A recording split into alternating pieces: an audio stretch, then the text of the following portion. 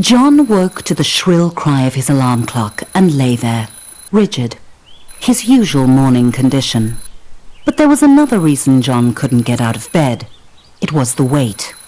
A weight that had nothing to do with his muscles or fat or sweaty blankets.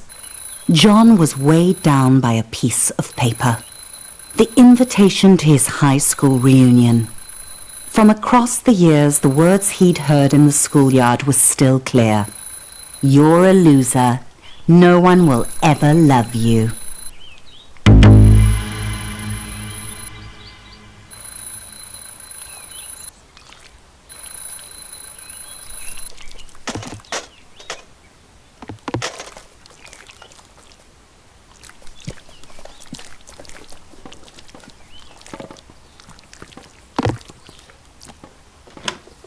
John needed to shower and wash off the sweaty stink of desperate sadness.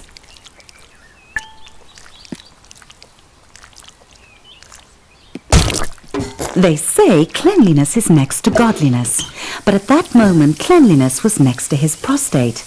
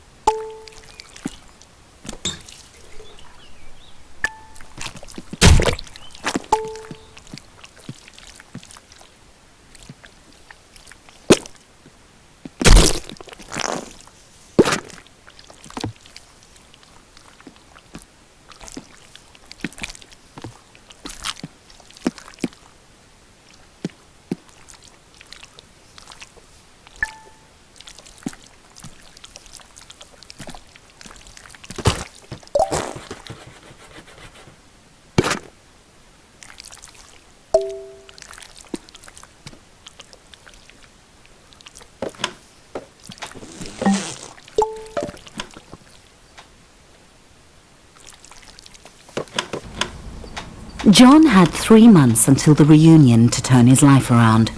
First, he needed to clean up.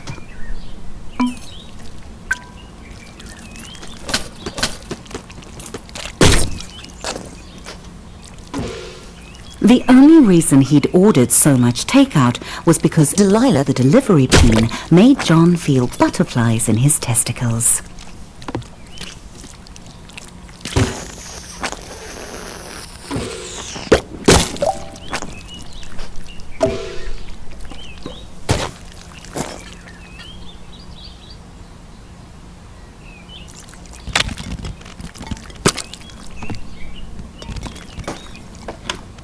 John called it his study, but it was basically for games and porn. Mostly porn.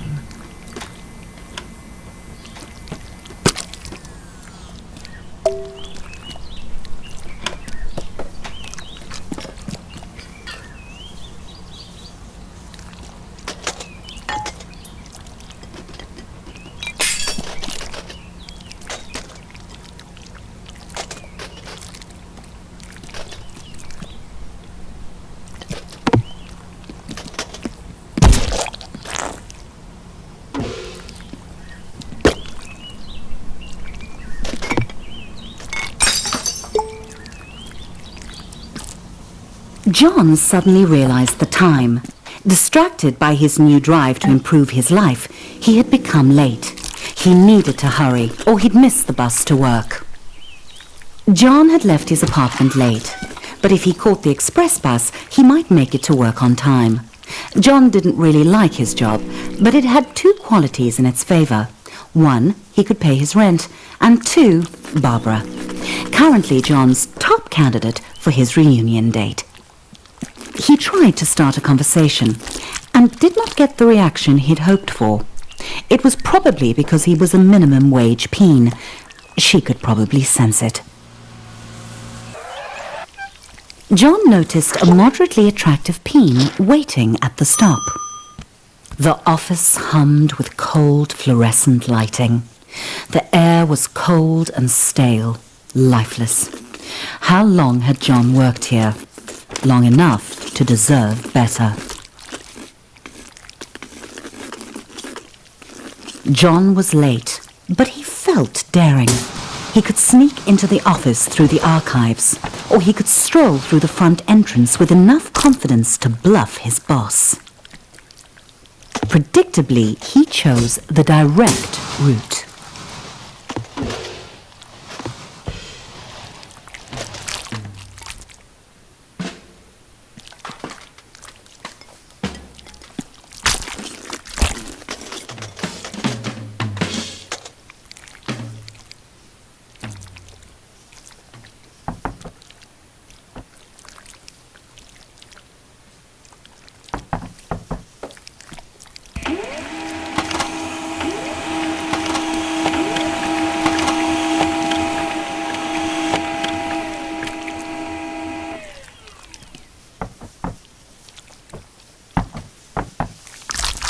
John was nearly trampled by the morning coffee rush.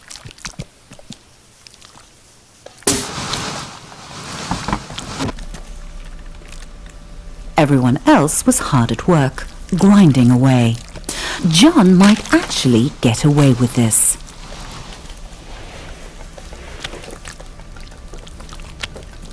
The boss. He honed in on John, deluging him with spit and buzzwords. The boss ran out of synonyms for John's failings and gave him an ultimatum. Barbara would definitely not be interested in dating John if he was unemployed. He had to get to the quality assurance department.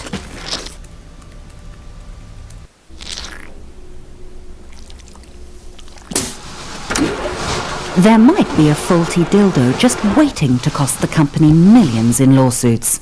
John would have to test them all. Every atom of John's rectum began to vibrate with the frequencies of pure pleasure. His orifice was a paradise. This vibrator would end all wars. It was good.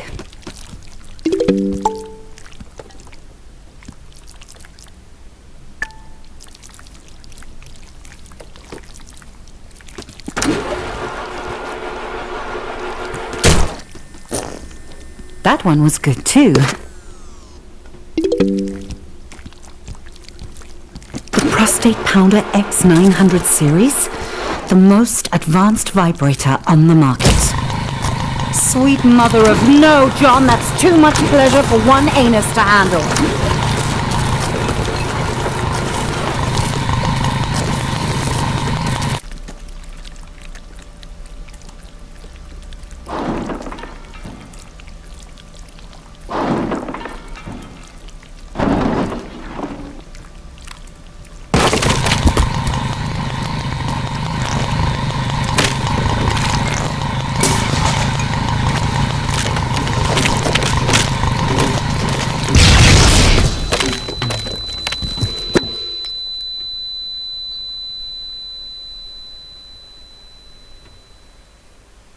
John's butt hurt, but his heart was proud. If that vibe had gotten out into the world, it could have injured a customer as badly as it had ravaged his anus.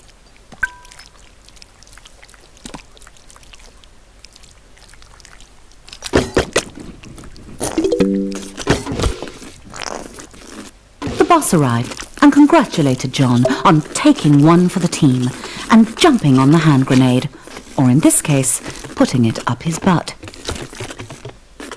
John was having trouble following the conversation because he was quite high on suppository painkillers. And then the boss said it. Promotion. Finally, the company was recognizing John's hard work and ignoring his minor faults like lack of talent, constant lateness, and flatulence. John's new office smelt like polished wood and success. John's success. Sam dropped by. He'd heard John had been hurt. John said he was fine. He wasn't a softie to complain about a mildly ruptured rectum. Besides, he had a promotion to celebrate. John had met Sam in college during a sports ball game. He'd given him some stiff competition.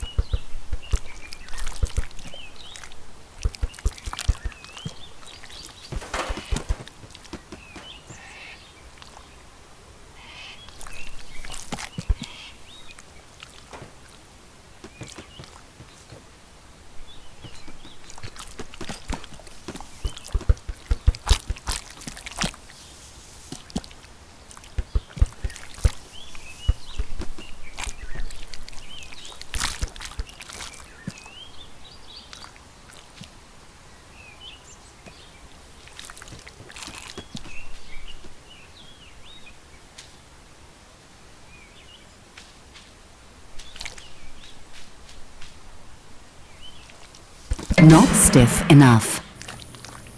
They'd started at Flesh Corp product testing together.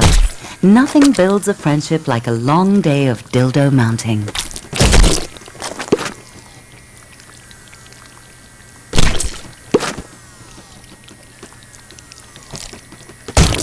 Yes, John had known Sam for a while. But John couldn't hang out with Sam. He had a reunion to prepare for. He was going out with Barbara tonight. He just had to ask her. Everyone was quiet, listening to the presentation. A good moment for John to ask Barbara out.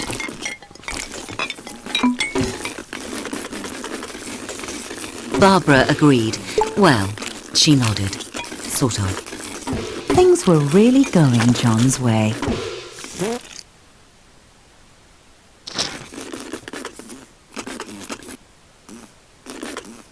John tried to act as suave as possible and listen to Barbara talk business. He didn't want to blow his chances at long-term love and short-term sex. Barbara